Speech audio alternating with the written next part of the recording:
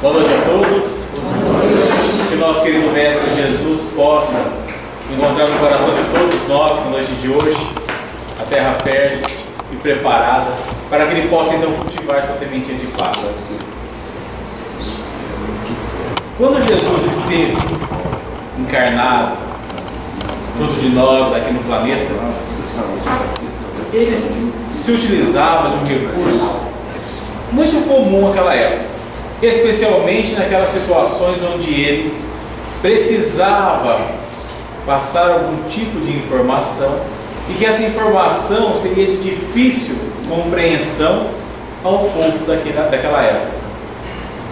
E essas histórias que Jesus contava, nós damos o nome de parábola. O que é exatamente a parábola?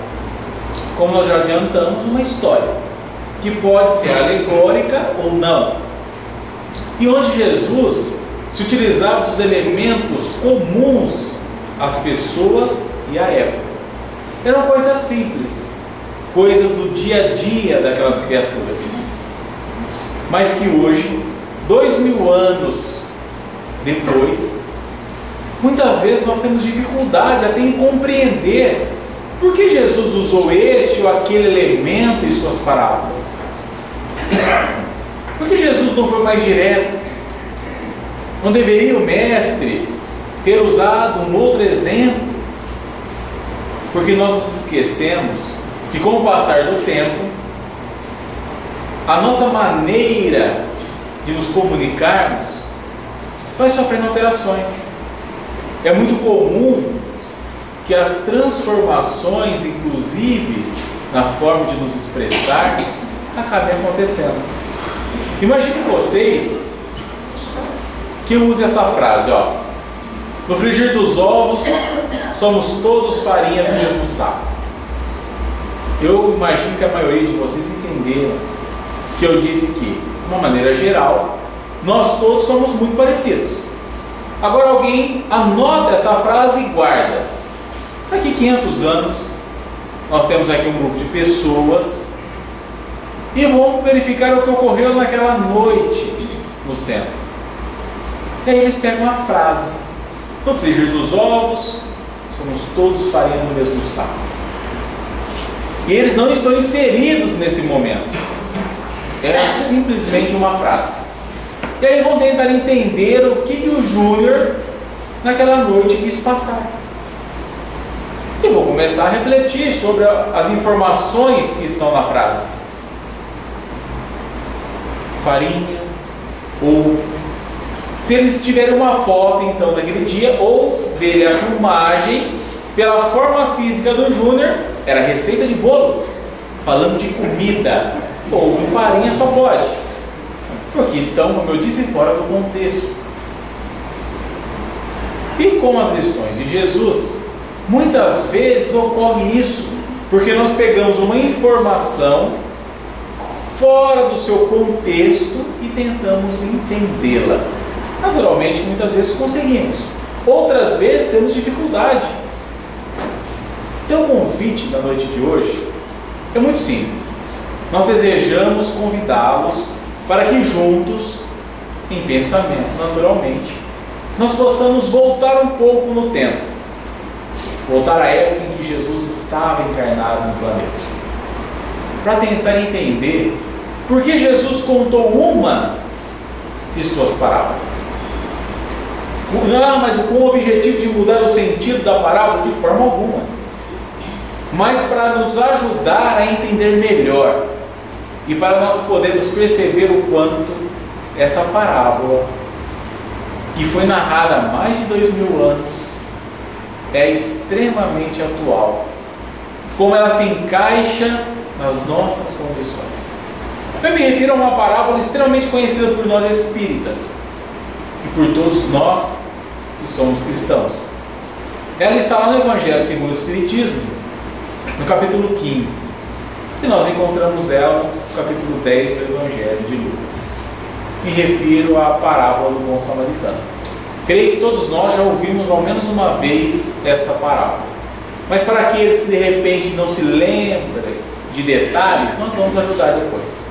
Então Então tudo começa quando Jesus reúne os seus seguidores e os informa que eles iriam para Jerusalém. Quando Jesus passa essa informação,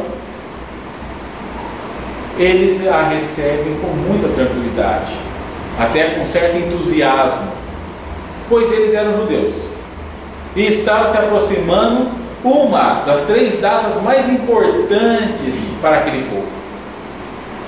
Era a Páscoa. A Páscoa não dos ovinhos de chocolate nem dos coelhos, mas essa festa religiosa que os judeus comemoram muito afinco. Festa de tamanha importância que a cidade de Jerusalém, à época, embora haja divergência entre os historiadores, deveria ter entre 50 e 100 mil habitantes.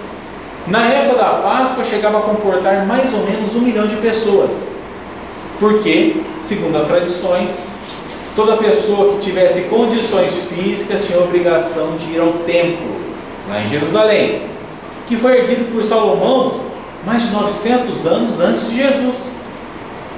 Então, quando Jesus diz, nós vamos para Jerusalém, tudo certo. Porém, Jesus complementa a informação e diz, mas preciso passar pela Samaria. Quando Jesus dá essa informação, ele causa uma estranheza muito grande entre todos. Agora, por 2 motivos.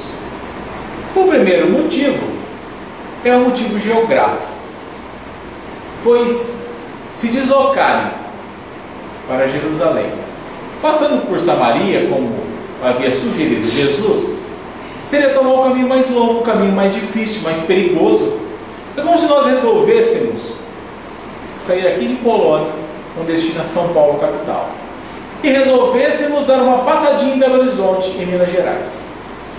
Não tem porquê, embora seja possível. Não havia sentido nisso. Mas o segundo motivo incomodou ainda mais aqueles que estavam com Jesus. Pois quando houve o grande cisma, a grande divisão que separou as tribos que compunham Israel por uma questão de divergência religiosa, coisa que nos nossos tempos não há, né? Todos têm uma facilidade muito grande de compreender os desejos e vontades dos outros, mas naquela época, imaginemos, o pessoal era difícil. Então, entre os próprios judeus, houve uma divisão. E nessa divisão das 12 tribos, as 2 do sul, que era a tribo de Benjamim e Judá, inclusive o nome judeu vem de Judá, eles tinham ali em Jerusalém o seu templo. As tribos do norte, como só havia um templo, precisavam vir a Jerusalém, mas por conta dessa divergência era difícil, pois cada um pensava de uma maneira. E aí, esse pessoal do norte teve uma ideia muito simples: nós vamos erguer um novo templo, para que nós não tenhamos que ir mais a Jerusalém, e escolher a cidade de Samaria para isso. Só que isso, para os outros judeus, foi um verdadeiro afronte. Porque naquela época as pessoas entendiam que Deus habitava lugares físicos. E se ele estava aqui no centro, em Polônia, ele não poderia estar no Polo Apóstolo em Mirassol. Então, como aquelas criaturas resolveram erguer um novo templo, uma nova casa para Deus em Samaria, se a casa de Deus era em Jerusalém? E o que era para ser uma solução virou um problema. E relatos contam que judeus passaram a atacar samaritanos, samaritanos passaram a atacar judeus, enfim, virou um problema sério. Não que aquela região tenha problemas, né, de convivência, mas enfim. Então, quando Jesus diz que quer ir a Jerusalém, passando por Samaria, é como se ele dissesse: olha, nós vamos festejar em Jerusalém, antes passando na terra dos nossos inimigos. Mas ninguém questionou Jesus. Ninguém ousou a falar: mestre, o senhor não está equivocado? Ninguém fez isso.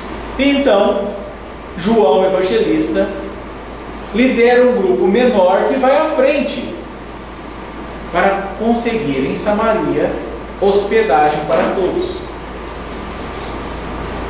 E João vai extremamente contrariado.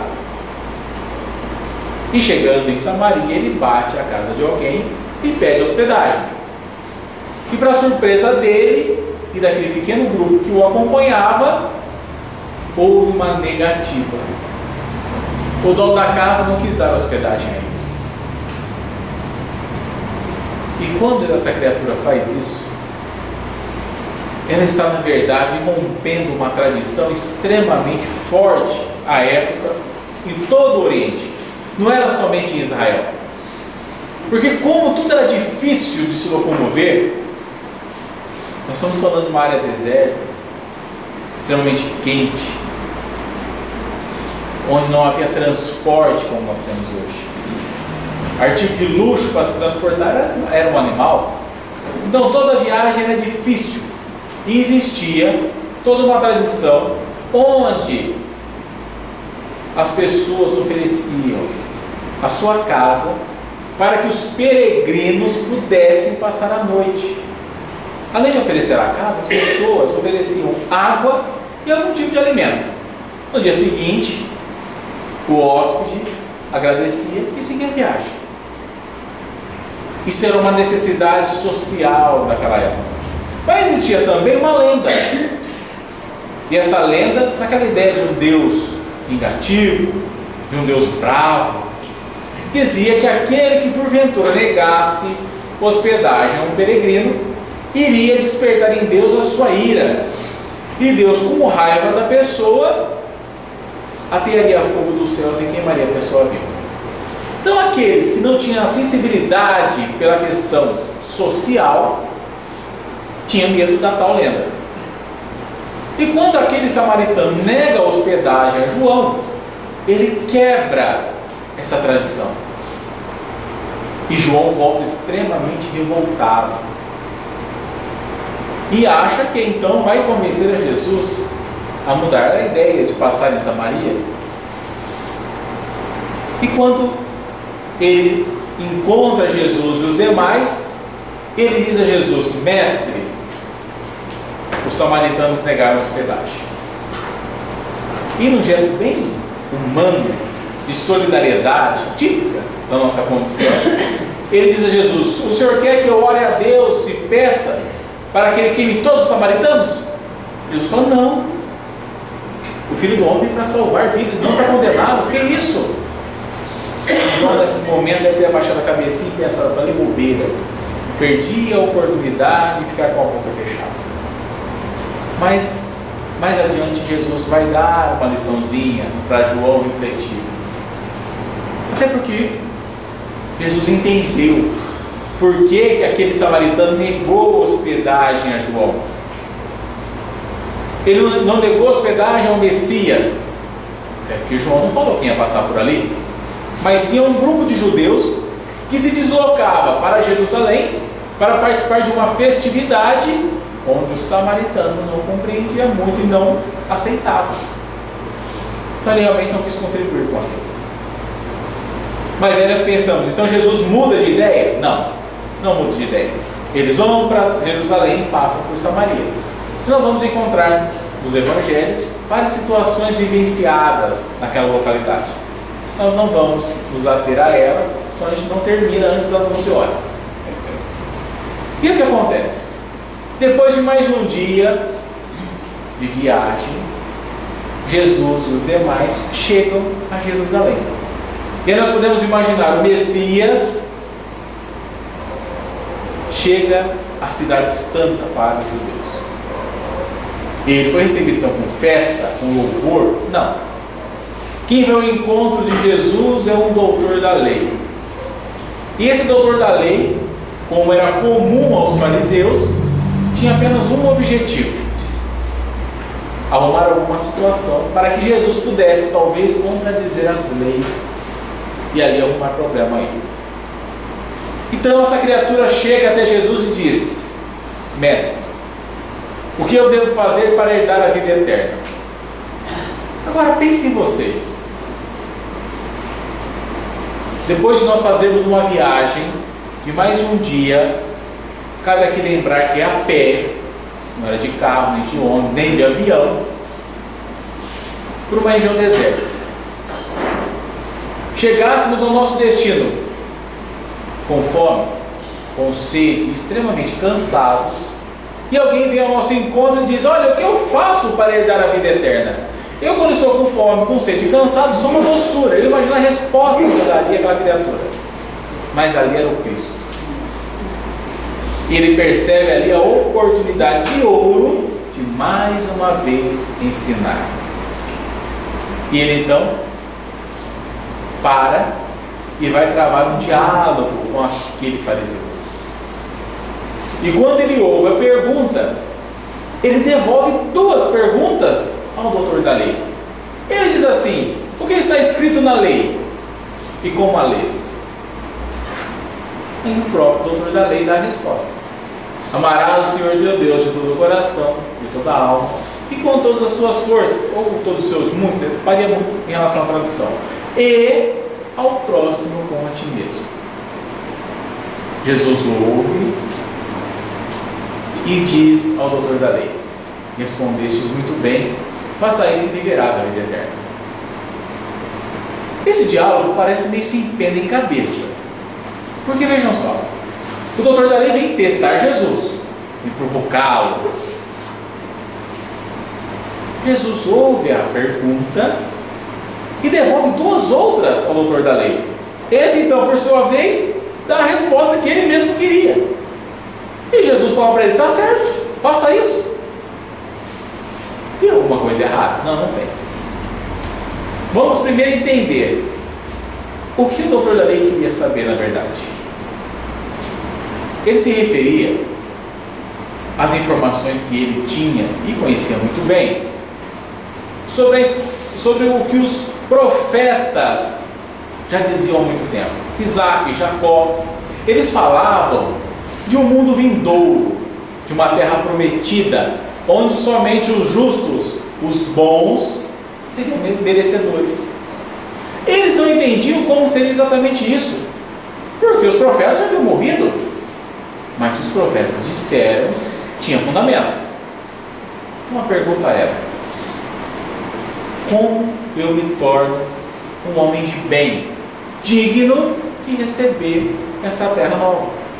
Para nós espíritas, hoje fica mais fácil de compreender qual é essa terra prometida.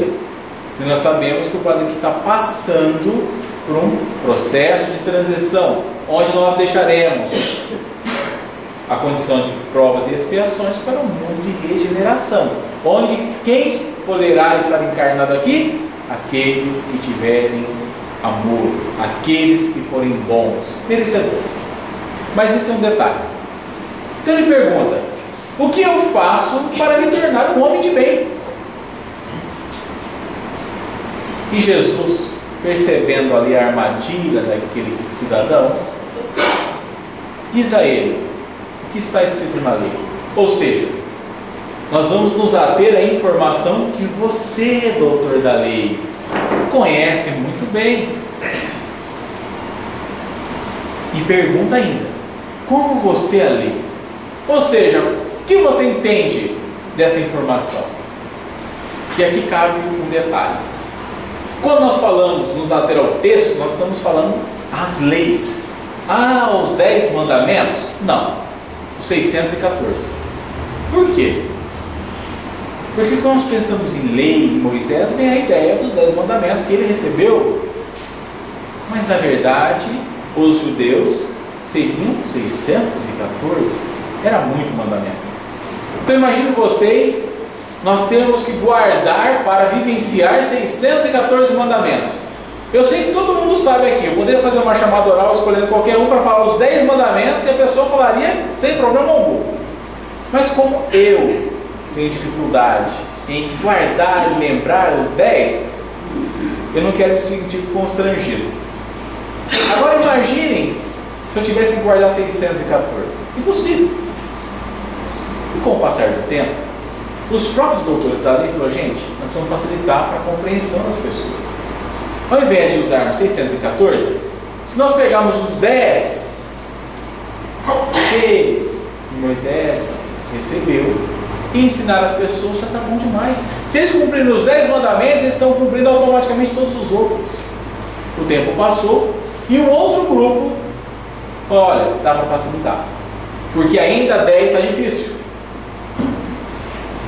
E começaram a passar aquilo que eles chamam o maior mandamento. E esse maior mandamento faz parte, inclusive, de um recital que é muito comum aos judeus, que eles dão o nome de chamar, e que eles fazem 3 vezes ao dia. Essa informação está lá. Que na verdade são 2 versículos do Velho Testamento. O primeiro está no livro de Deuteronômio, no capítulo 19, versículo 18, se não me engano, e o outro no livro Levítico, capítulo 6, versículo 5.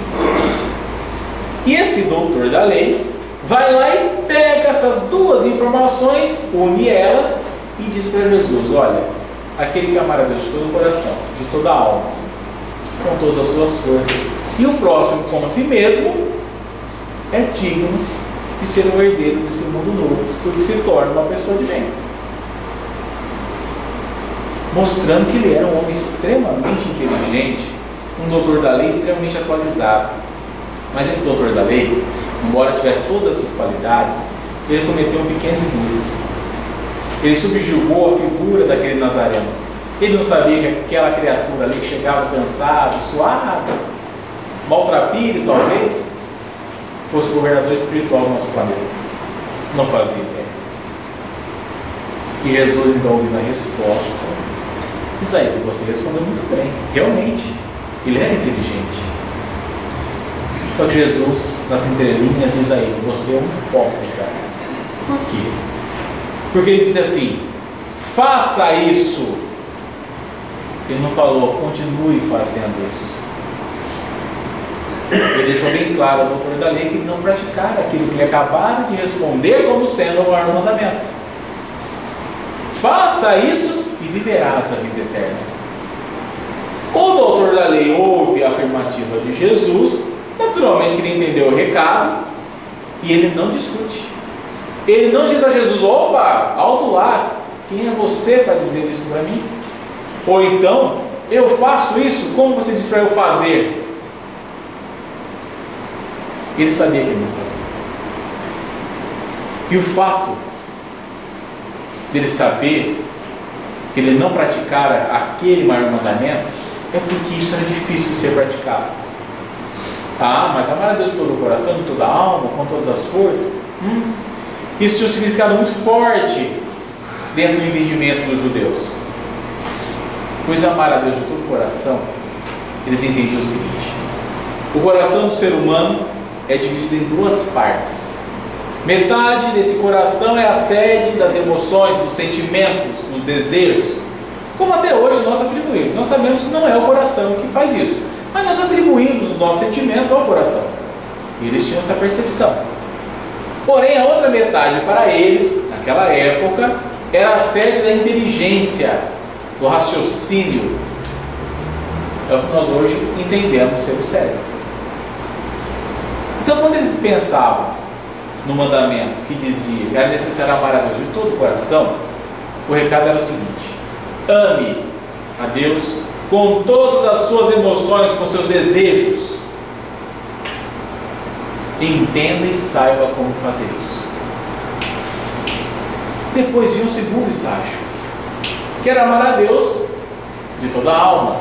E eles entendiam que a criatura humana era composta de 2 elementos: um, o corpo físico, e o outro, o espírito. Nós espíritas entendemos parecido, a diferença é que nós sabemos da existência do perispírito, o corpo fluídico que faz a ligação entre espírito e matéria, espírito e corpo. Então, amar a Deus de toda a alma para eles era oferecer as condições físicas que Deus lhe oferece em favor do bem, e toda a sua bagagem espiritual. Em outras palavras, é o seguinte: não adianta ter vontade de fazer as coisas e saber como fazer, é necessário colocar em prática, agir. E o terceiro e último estágio era amar a Deus de todas as forças, ou com todas as forças, devolvendo ao Criador tudo aquilo que ele lhe oferecia: emoção, inteligência, condição física, espiritual, condições financeiras, ou seja, tudo que Deus lhe oferecia como empréstimo, você deveria fazer acontecer, girar em favor de Deus. E como você faz algo a Deus? Através dos atos com as criaturas, com seus filhos. Então, realmente, aquele doutor da lei não fazia nada disso. Tanto que ele não discute com Jesus. Mas para tentar se justificar, ele fala assim: mas quem é o meu próximo? Ou seja, com quem que eu faço isso? Para quem eu ofereço esse tipo de situação? Ah, mas por que ele perguntou isso? Pergunta boba? Não era boba. Aí havia outra armadilha para Jesus. Pois dentre os próprios fariseus, em toda a comunidade judaica, havia uma divisão, onde alguns entendiam que somente os judeus eram irmãos entre si. Mas estamos falando de próximo ou estamos falando de irmãos? É a mesma coisa. Pois a palavra que dá origem à palavra próximo é a mesma que dá origem à palavra irmão. Então, próximo e irmão é a mesma coisa. Nós podemos também chamar de outra criatura, se fosse o caso. E esse grupo que entendia que somente os que eram judeus eram irmãos entre si, desprezavam os demais. Tanto que se houvesse ali uma rodinha de judeus que pensassem assim, e chegasse ali um romano, por exemplo, eles desmanchavam a roda e iam embora. Ignoravam totalmente. Para o outro grupo, eles falam: não, peraí, está errado. Se nós já sabemos que Deus é único, Criador de tudo e de todos, nós somos irmãos então dos romanos, que são filhos de Deus, dos árabes, dos gentios, de todos. Não há separação. Então havia ali um confronto de opiniões.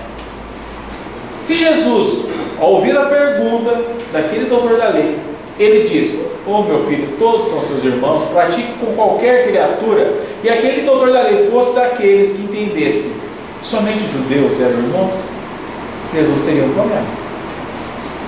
E Jesus, percebendo naturalmente as intenções daquela criatura, ele resolve então contar a parábola do bom samaritano. Chegamos nela. E aí ele diz: descia um homem de Jerusalém para Jericó, e cai na mão de salteadores, que o espancam, despojam as suas vestes e deixam semi-morto à beira do caminho. Eis que desce pelo mesmo caminho um sacerdote, que vendo, passa de largo. Eis que desce pelo mesmo caminho um levita, que vendo, também passa de largo. Surge então no caminho um samaritano, que vendo, é tomado de íntima compaixão, se aproxima, cura-lhe as feridas com azeite e vinho, coloca-o sobre o seu animal e o conduz a uma hospedaria. Lá passa a noite cuidando dele. No dia seguinte, paga o hospedeiro e lhe diz que precisa prosseguir viagem, mas que se houvesse necessidade de mais algum recurso para aquela criatura, que o fizesse, pois na volta ele pagaria. Naturalmente que eu ajustei algumas palavras no nosso dia a dia, mas a parábola, a essência é essa aí. Vamos pensar então no que Jesus relata aquele doutor da lei para explicar quem é o próximo dele. Ele diz que descia um homem de Jerusalém. Quem era esse homem? Não dá para se imaginar. Por que não? Ele não dá o nome, só fala que vinha de Jerusalém. Ele diz que esse homem foi atacado por ladrões, que o espancaram, roubaram as suas roupas, ou seja, não dá para identificar de qual grupo ele pertencia, porque naquela época as pessoas, de acordo com o grupo onde estava inserido, se vestiam de tal maneira. Então ao longe você via uma pessoa e você falava: olha, é um saduceu. Aquele é o doutor da lei, pela veste que a pessoa usava. E disse ainda que o homem ficou semi-morto à beira do caminho, ou desmaiado, para quem prefere. E não é muito comum de conversar, dialogar com quem está desmaiado. Nós podemos até falar com ele, dificilmente vai nos responder. Então não dava para saber em quais situações ocorreu aquilo e quem era aquela criatura. Era alguém lá precisando de socorro, simples assim. Porque Jesus disse que descia pelo mesmo caminho um sacerdote. E aqui merece uma observação. O homem vinha de Jerusalém, o sacerdote, que era amigo do doutor da lei, responsável por ensinar no templo as leis que o doutor da lei tanto defendia, tanto velava pela sua aplicação. Ele vinha de Jerusalém, pelo mesmo caminho, no mesmo caminho, onde devia estar no templo ensinando as outras criaturas. E o que ele faz quando ele vê o homem ali caído? Ele corre em auxílio, vai praticar aquilo que ele ensinava? Não. Ele simplesmente vê e ignora, pois não houve sentimento. Talvez motivados por uma tradição de que naquela época o sacerdote, caso tocasse num cadáver, deveria passar por uma série de rituais dentro dos preceitos judaicos para se purificar. Então, entre ajudar aquela criatura e correr o risco de ter que passar por esse processo de purificação, é melhor não me arriscar. Deixa que alguém resolve, não tem nada a ver com isso. Então ele ignora e vai embora. Jesus disse que na sequência desce pelo mesmo caminho um levita. Ou seja, vinha de Jerusalém também. Vinha lá do templo. Quem era o levita? Os levitas eram uma espécie de aprendizes dos sacerdotes. Estavam no templo e conheciam as leis tão bem quanto os outros. E o que o levita faz? Ele vai praticar o que ele sabia? Não, ele ignora. Da mesma forma que o sacerdote. Vai embora. Até porque os levitas tinham uma característica muito comum entre eles. Eles se ajudavam demais entre o mesmo grupo. Um levita ajudava o outro. Sabe por quê? Eles eram bons de forma alguma. Eles eram extremamente orgulhosos. Eles adoravam fazer caridade para o outro. Levita, para ser bem falado pelos demais. Só se ajudavam entre si. O homem está sem roupa. Será que é o levita? Eu não conheço o rosto dele, melhor não mexer não. Nada a ver com isso, vai embora. Jesus diz então que surge do mesmo caminho um sacerdote. Oh, perdão, um samaritano. Samaritano? Inimigo do doutor da lei? Aquele que o doutor da lei entende ser um herege, pois ele ergueu uma nova casa para Deus. Mas em Samaria, nessa hora também, João deve ter abaixado a cabeça de novo, pensando, lá vem lição do meu lado. Pois ele queria, no dia anterior, colocar fogo em todos os samaritanos, lembra? E Jesus vai mostrar que Jesus compreendeu a situação daquele samaritano, daquele que negou a hospedagem, não de toda a Samaria, porque João rotulou os samaritanos. Isso às vezes acontece com a gente. Suponhamos que eu não conhecesse a casa e chegasse aqui em Colônia e perguntasse, olha, eu tenho que fazer uma palestra no centro espírita, porventura você sabe me informar como é que eu chego até lá? E eu pego uma pessoa na rua que está num dia difícil e a pessoa me dá uma resposta atravessada. Eu volto embora para Mirassol, chego lá e digo, olha pessoal, pensa no povo mal educado, são os moradores de Colônia. Ah, mas por quê? Porque eu perguntei lá como eu chegava no centro, deram uma resposta atravessada. Vão me questionar, mas peraí, você conversou com todos da cidade? Eu não, conversei com um só, foi o suficiente. E a gente rotula todas as situações por conta de uma experiência. E foi o que o João fez. Então Jesus já vai dar liçãozinha para ele também, mostrando que ele compreendeu, ele não se importou com aquilo. E ele diz que o samaritano que aparece por ali vê o homem caído como os outros dois, mas é tomado de íntima compaixão. A compaixão nada mais é do que um sentimento. Metade do coração dele começou a agir. Ele então se aproxima. Ele sente necessidade de auxiliar. Mas quando ele se aproxima, vê a condição daquela criatura, ele pode ter pensado, bom, já que eu não tenho 90, não tenho 93, não tenho emergência, não dá para fazer nada. Deixa aí, vou embora. Como os outros fizeram. Mas ele sabe que ele precisa ajudar. E ele se lembra que ele carregava azeite e vinho no animal. E aí ele usa o coração todo para sentir vontade de fazer e pensar como fazer. Mas também poderia ter desistido, porque aquele material com certeza era para ser vendido. Mas ele sabe que só ter vontade e saber o que fazer não resolve. É necessário amar de toda a alma. Ele vai praticar. Ele pega então aqueles 2 insumos e faz ali uma espécie de asepsia, uma limpeza das feridas do homem. E poderia ter parado também, já tinha feito muito. Mas ele sabe que aquela criatura precisa de mais. Ele precisa amá-lo no limite das suas forças, oferecendo a ele tudo que ele tinha condições de oferecer. Então ele pega aquela criatura, coloca sobre o lombo do seu animal e o conduz a uma hospedaria. Se o animal carregava azeite e vinho, ele estava selado. Um animal com sela carrega uma pessoa. Ele colocou o homem sobre o animal. Logo ele precisou fazer o quê? Puxar, conduzir o animal pela rédea, caminhando. E quem fazia isso naquela época era visto como escravo por todos. Ele não sabia o que pensar dele. Ele só tinha um objetivo: ajudar. Ah, mas ele foi até uma hospedaria, chegou lá, tinha muito recurso. Não. Ele bateu na casa de alguém. João, no início da situação, foi até Samaria pedir hospedagem. Com esse homem não foi diferente. Ele bateu na casa de alguém e falou: olha, eu estou uma pessoa necessitada de auxílio e eu vou cuidar dela. O senhor pode me emprestar um lugarzinho para eu passar a noite?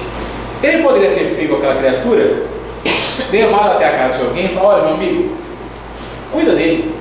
Já fiz tanto por ele, já ajudei tanto, ajuda um pouco você. E ter transferido a responsabilidade. Mas não, ele precisava amar no limite de suas forças. Então ele passa a noite na casa daquela criatura bondosa que ofereceu espaço, cuidando, cumprindo a sua obrigação perante a lei. No dia seguinte, ele precisa seguir a vida dele. Ele não pode parar a sua vida por conta de problemas.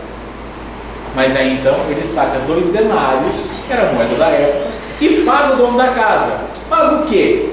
O dono da casa ofereceu espaço, ter oferecido comida, não era para um, era para 2. Talvez algumas roupas, porque o homem estava sem vestes. Então ele faz questão de ressarcir as despesas que aquela criatura teve. E fala: olha, ele está se recuperando, vou deixar ele aqui quietinho. E vou seguir minha vida. Na volta da viagem eu passo aqui. Se porventura ele deu mais algumas despesas, não tem problema, eu vou pagar.